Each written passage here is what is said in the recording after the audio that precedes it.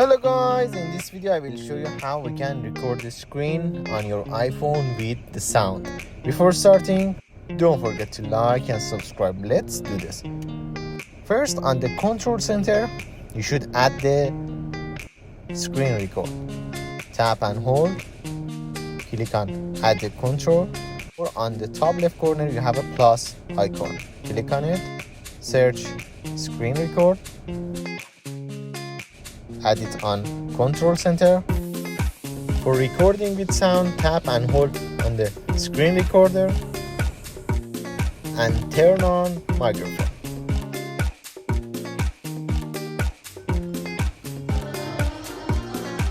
And now your screen recorder is with sound.